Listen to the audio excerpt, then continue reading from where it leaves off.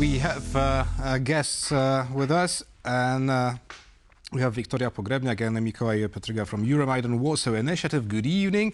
Good evening to you. Now, you organised a protest today in Warsaw called International Genocide Fair. Now, that's a strong choice of words. Why have you chosen to call it this way, and what were you protesting against in general? Well, fair is always about trade, right? And fair is the place where people are meeting and trying to sell and buy everything around. They're trying to find the best deal for themselves, which is currently what European Union and Russia is doing. By calling it fair, we wanted to make that loud. The fair is still there. We just do not see it on the daily basis, but the trade is still there. While talking about the genocide part, well, it's pretty straightforward, right? If you're dealing with Russia, you're paying the death of the Ukrainian. You're basically sponsoring the genocide. So it's nothing else but the fear of the genocide of Ukrainian people. Right. Mikołaj, you were protesting in Warsaw. What can people like us, living in Warsaw, regular consumers, do to change and, well, to help the situation? What I recommend is joining us on our protests. It's the most important thing one can do to educate the people and to get educated about the trade between the European Union and Russia. It is utterly important to know that the European Union is still fueling this genocide. What one can also do is to stop buying in shops such as Leroy Merlin, Auchan, or Polish firms such as Krop or Sinsay, because they are still handling business with Russia. They haven't decided to stop it.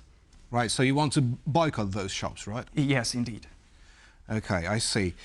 Now, Viktoria, do you think that well, you're organising this protest not without a reason, so do you think that people are aware that in many cases it's still business as usual with Russia? Well, I believe they are not aware of the scale indeed. We are not aware as well, and we are still going blind there. Why I'm saying that? Because we know only the official stats, as well your colleague has been presenting.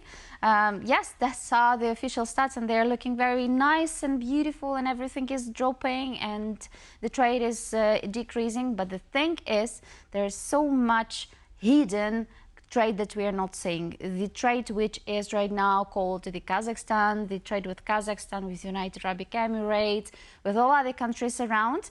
And what we do not see and what people need to understand is that all sanctions are avoided right now. All sanctions are avoided by Russia, and Russia is still not feeling bad because of the sanctions, because they just avoid them.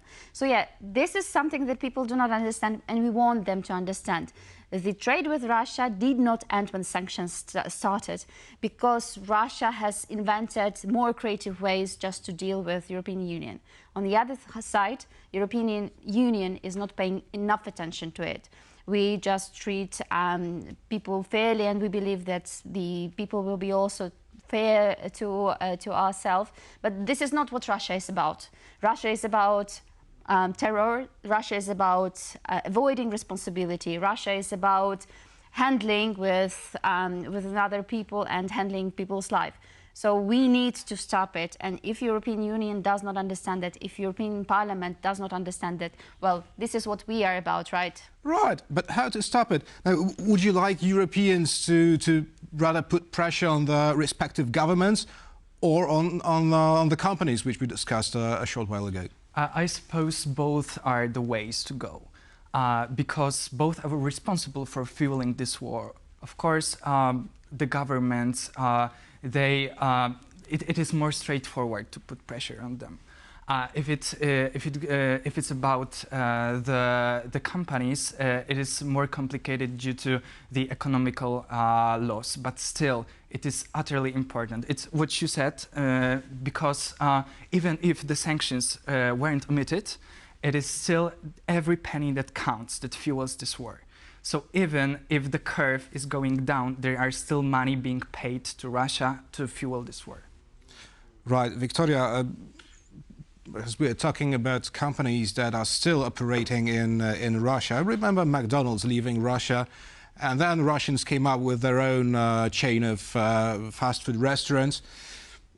Now, does leaving the market by international companies really hurt Russians? And do sanctions have any effect on Russia's policy against Ukraine? Well, obviously, I cannot tell about every company that is selling the business to the Russian investors because, well, that would require more of the investigation. But we even have the straightforward cases, right? Like the company has not changed the name. Bondial, they were just putting their cans with the different vegetables. They were just giving it to the soldiers. Isn't that the case? Shouldn't we just, ban them? Shouldn't we just avoid buying such brands that are claiming they are okay with having the trade in Russia? Of course, yes, there are cases of so-called hidden development in Russia. Yes, the brands are changing the names, but the inside is still there. Again, I'm not here to investigate because, well, that would require much more of the preparation. But the case of LPP Group, which is inside Mojito and everything, is a very bright case of that, right? And they were claiming they left Russia, and at the end of the day, when the investigation came, it turns out that they're still handling it.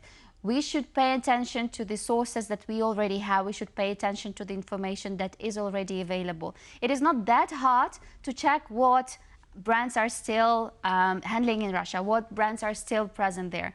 And yes, the public pressure is still having enough for making the changes. Look at this from another point. Leroy Merlin, who was claiming the beautiful development and increase of the profit in Poland, turned out to have, I don't know, like decrease of 30% perhaps year to year because of the boycott, because people were aware that they are developing their chain in Russia. We believe that this is only way that we should operate and we should move as the society. We should not leave any chance to this company. There should be very clear choice. Either they're staying in Russia or they're staying in Europe. Either that or that.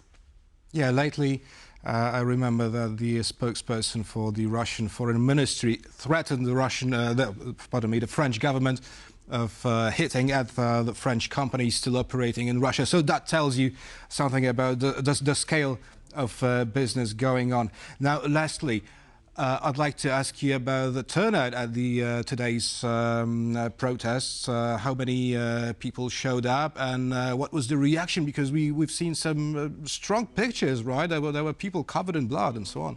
I think I can say that it outgrew our expectations. There were really lots of people joining us there in the center of Warsaw, and even there were just passerbys who also saw what we were doing, and they got something, they learned something from what we were doing. So yes, I think we can. It's hard to assume, honestly speaking, but something. We can count it in like 1,000 or 2,000, something like this. I believe in hundreds for sure, okay. Right? A couple of hundreds for sure.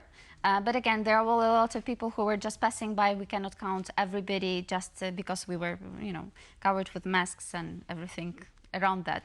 But again, absolutely here I need to say that input of the action and the result of the action of the happening is not counted in the amount of people, but in the amount of the word of mouth that will come after this in the press, in the public opinion. That's why this you're is here. What we are aiming to. That's why you're here. Viktoria, Pogrebniak, Mikołaj Petryga, Euromaidan Warsaw. Thank you so much and Godspeed. Thank you. Thanks you.